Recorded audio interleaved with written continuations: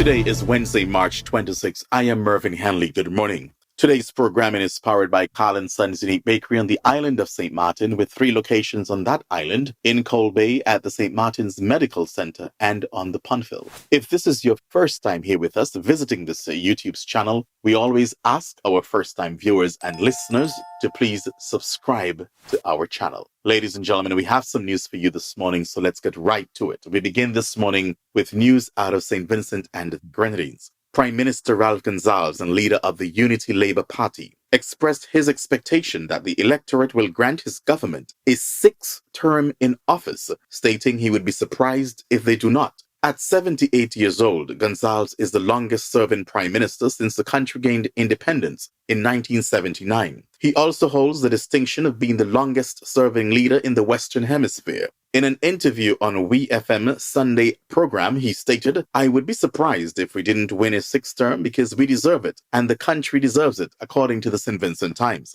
Gonsalves emphasized that the upcoming election is less about competing against the New Democratic Party. He noted most of the people consider the New Democratic Party to lack quality, both in personnel and in policies. Therefore, we are essentially running against ourselves and our own phenomenal achievements. A leftist politician, Gonsalves has cultivated strong ties with countries such as Cuba, Russia, Venezuela, and Taiwan. He asserted that his government has significantly improved the country and raised public expectations. For instance, he highlighted the pressing issue of housing, stating, "Currently, we have 6,000 houses that need repairs or complete rebuilding." He contrasted this with the 3,000 houses his administration has already addressed in the past 8 months. However, he acknowledged that many citizens remain dissatisfied, particularly those whose homes have yet to be attended to. "No other government in the world has taken on obligation like ours," he asserted. The Unity Labour Party, led by Ralph Gonsalves, has been in power since 2001, marking a continuous 24 years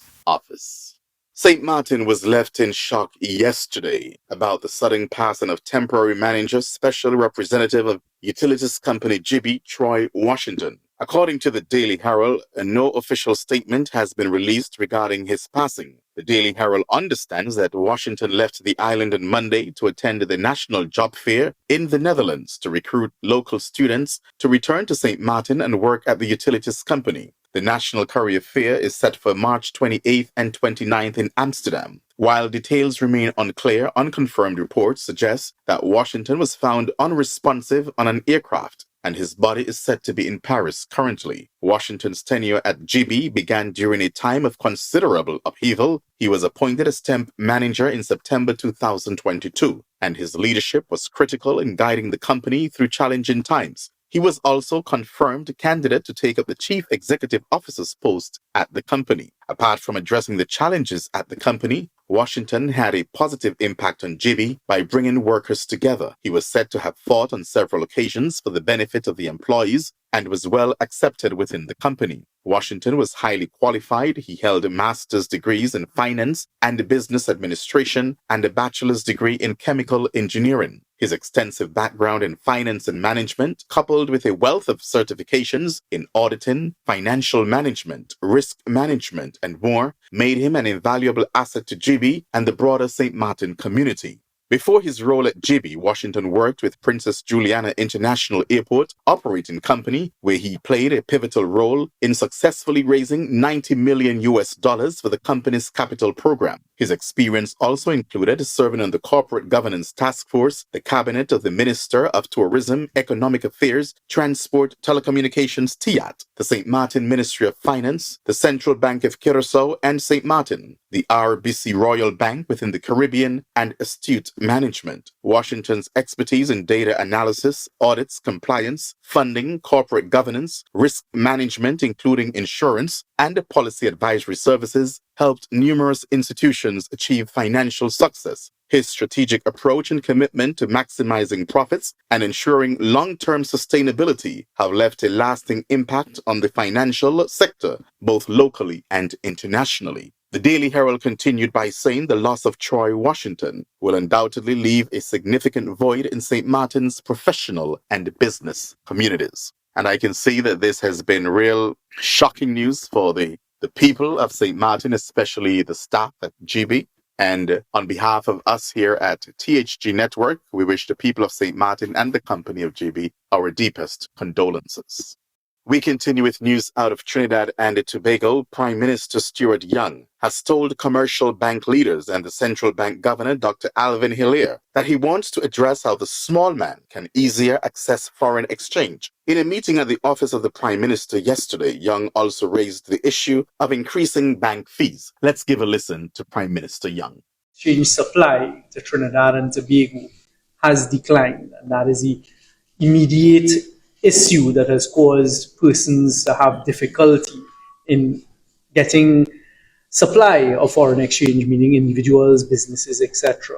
And that decline, from what I've seen historically, began around 2012, and of course is associated with the main area where we earn foreign exchange. But I have a concern, like many others, and I'm sure all of you in the room have a similar concern. And my concern really is the small man, the small people, now who have to go into a bank, they're going away for travel, or they need to send money for a family member, maybe even children who are away, and this type of thing, and they have difficulty in accessing small amounts of foreign exchange. So you hear these stories over and over. They go into the bank, they line up, they come out. If they're lucky, they get $100 of $100 US. Now, looking around the room, I think there are only a couple of people who may be younger than I am, but you will recall the days of it wasn't as difficult as that. So that is the area of concern for me. Really, how do we sit as collective minds in this room? The people in charge, we have the central bank, and you are all the persons who are trusted by the population to run banks. How do we look at the allocation, recognizing that there is no easy solution? With my main focus and emphasis being on provision of foreign exchange, the limited foreign exchange we have, first and foremostly to the small, what we understand are the small individuals in our society, who it means a whole lot to. The second area that I'd like to begin a discussion on this afternoon is the area of the bank charges and bank fees. And I can personally attest to that. And this is again another area I have a number of questions as we move towards more online banking, as I see more branches being closed down across the country because retail banking, walking into a branch, is becoming more and more a thing of the past, to be honest, and to be quite frank, because there's more of a push towards online banking. The service charges, of course, have gone up. So it is really to start conversations along those two lines to assure you all that this government is here to work with you, because we all service the population, and that is really my concern.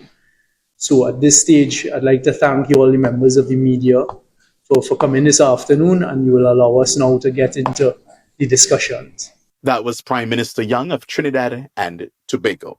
Barbados took a major step towards strengthening its economic ties with Africa as government officials and business leaders gathered in Bridgetown to break ground on the highly anticipated African Trade Center, AATC. The $180 million project, spearheaded by the African Export-Import Bank, that's Afreximbank, is set to transform the island into a key hub to trade and investment between Africa and the Caribbean. Speaking at the ceremony, Barbados' Prime Minister Mia Mottley hailed the project as a game changer for regional cooperation. This is not just a building, it is a statement of intent, Mottley said. It represents a deepening of our relationship with Africa and the opportunities that come with the partnership. We are creating a bridge that will connect our people, businesses, and cultures like never before. Afreximbank President Professor Benedict Oramaha emphasized the bank's commitment to expanding trade between Africa and the Caribbean. The African Trade Center will serve as the heartbeat of our partnership, facilitating investments, innovation, and enterprise, he said. This is about shared growth and prosperity. Once completed, the African Trade Center will house the Afreximbank's CARICOM office, a state-of-the-art conference facility, a technology and SME incubator supporting startups and digital entrepreneurs, a digital trade gateway, an exhibition center, a luxury hotel, and the trade hub is expected to create hundreds of jobs and attract significant foreign investment to Barbados. It will also serve as a launchpad for Caribbean businesses looking to expand into African markets while providing African companies with a gateway to the Americas. Construction is set to be completed by late 2026, with the facility expected to play a pivotal role in fostering economic collaboration between Africa and the Caribbean for years to come. And I must say, that is what I call exciting news. And it's time that we build these partnerships. And when I say we, I'm talking about the Caribbean community, CARICOM. We have to build these partnerships. We see what is happening right now in the United States of America under that president. So we need to build these partnerships with Europe, with Africa, with Canada, within the Caribbean. That is what is needed now more than ever. And finally, in our news for today, a United Airlines flight headed to Shanghai, China, had to turn around over the weekend after the pilot forgot to bring a passport, the airline company said. The mishap happened Saturday afternoon on United Airlines Flight 198 from Los Angeles International Airport to Shanghai International Airport. The flight took off just before 2 p.m., but was diverted to San Francisco, landing just after 5 p.m. There were 257 passengers and 13 crew members on board. United Airlines said in a brief statement that the pilot on the flight did not have their passport, so the plane had to return to California, where a new crew would take passengers to China. The plane left Saturday evening about 6 hours behind schedule. The airline said passengers were given meal vouchers and compensation for the inconvenience. And what I did not tell you in the story is that they were already in flight for almost 3 hours. 3 hours when the pilot remembered that he did not have his passport on him. And with that, we've just concluded THG News Today with Mervin Hanley. It's a pleasure to be here with you today, this morning. Do join me again, God's willing, on Friday for a similar presentation, whether it's news or commentary, right here on the network's channel. And remember, before you leave, if you have not done so already, to please subscribe to our YouTube's channel. So until next time, have yourselves a wonderful day and God bless.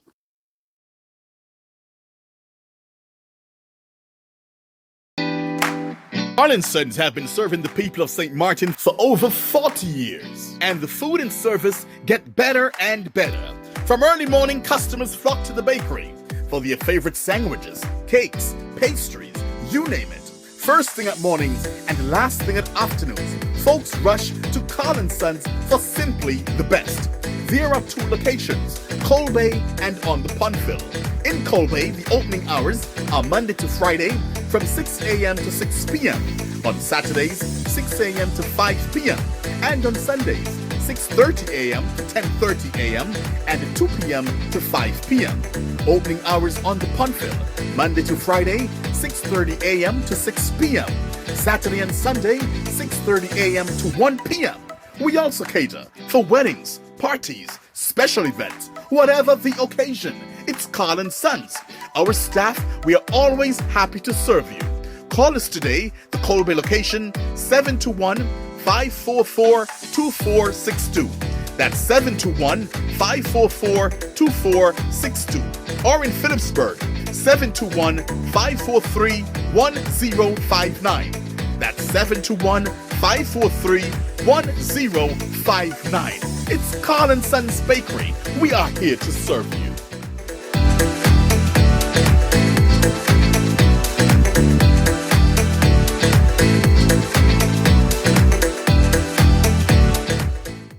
Nevis, satisfy your sweet tooth at Feaser's, the cozy spot in Charlestown, known for its mouth-watering ice cream and dal parade.